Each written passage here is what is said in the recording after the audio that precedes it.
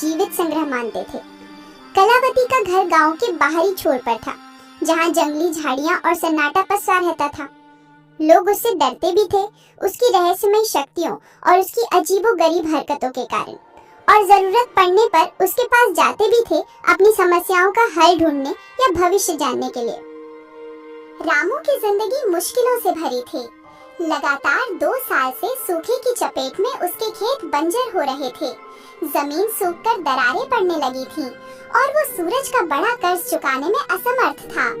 सूरज का कर्ज बढ़ता जा रहा था और उसकी आंखों में रामू की जमीन हथियाने की चमक साफ दिख रही थी, जैसे वो एक भूखा भेड़िया हो जो अपने शिकार का इंतजार कर रहा हो। एक सुबह जब रामू अपने खेत में निराश बैठा था, सूरज अपने कुछ लठैतों के साथ वहां आया। उसकी चाल में घमंड और आंखों में क्रूरता थी, जैसे वो अपने शिकार पर टूट पड़ने को तैयार हो। रामू, कब तक इस बंजर जमीन को सींचेगा? देख रहा हूँ तेरी मेहनत भी अब पानी मांग रही है और तेरे हाथ की लकीरें भी सूख गई हैं। इसे मुझे बेच दे, मैं तुझे तेरी औकात से भी ज्यादा पैसे दूंगा, ताकि तू अपनी झोपड़ी तो बचा सके और अपने परिवार को 2 वक्त की रोटी खिला सके। वैसे भी तेरा खेत अब किसी काम का नहीं। सूरज, ये जमीन मेरे बाप दादा की निशानी है। मेरी रगों में उनका खून है और ये जमीन मेरी आत्मा है। ये सिर्फ मिट्टी नहीं, मेरा वजूद है। मैं इसे नहीं बेचूंगा, चाहे कितनी भी मुसीबत आए। मैं अपनी आखिरी सांस तक इसके लिए लड़ूंगा। ठीक है, लेकिन याद रख, गरीबी और भूख तुझे झुकाएगी। जब भूख नाचती है तो ज़मीर भी बिक जाता है और इंसान अपने सिद्धांतों को भी भूल जाता है। वह अपने लठैतों के साथ चला गया, लेकिन उसकी आंखों में एक अजीब सी खतरनाक चमक थी, जैसे उसने कोई बहुत बड़ी गुप्त योजना बना ली हो। रामू जानता था कि सूरज सिर्फ धमकी नहीं दे रहा था, बल्कि वह अपनी बात पर अटल था और कुछ बड़ा करने की फिराक में था।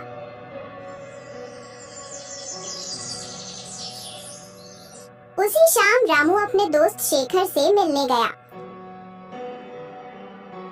शेखर हमेशा जल्दी अमीर बनने की नई नई योजनाएं बनाता रहता था, चाहे वो गांव में चोरी छिपे जुए का अड्डा हो या जंगल से दुर्लभ जड़ी बूटियां निकालने की बात। उसकी हर बात में एक छिपी हुई स्वार्थ की गंध होती थी और वो हमेशा दूसरों का फायदा उठाने के मौके तलाशता रहता था। रामू, सुना है ना, रहस्य के पेड़ के नीचे एक पुराना खजाना छिपा है। गांव वाले सदियों से यही कहते आए हैं और मुझे लगता है कि इस बार ये सच है। मुझे एक पुराना नक्शा मिला है जिस पर कुछ अजीब प्रतीक बने हैं। अगर हम उसे ढूंढ लें तो सारी गरीबी खत्म, हम राजाओं की तरह रहेंगे।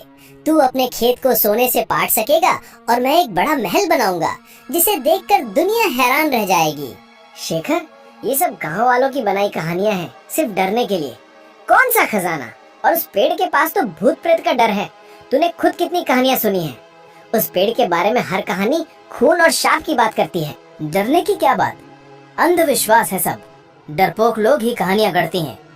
हम दोनों मिलकर जांच करेंगे, पूरी रात वहीं रुकेंगे। अगर खजाना मिला तो आधा आधा बांट लेंगे। दोस्ती में कोई कमी नहीं। शेखर की बातों में रामू को हमेशा से थोड़ी चालाकी दिखती थी, लेकिन इस बार उसकी उत्सुकता कुछ ज्यादा ही थी। उसकी आवाज में एक अजीब सी जल्दबाजी थी, जैसे वो कोई मौका हाथ से जाने नहीं देना चाहता था। रामू ने शेखर की बात को मजाक में टाल दिया, लेकिन उसके मन में एक सवाल कौंध गया। क्या वाकई उस पेड़ में कोई रहस्य था और शेखर की इतनी उत्सुकता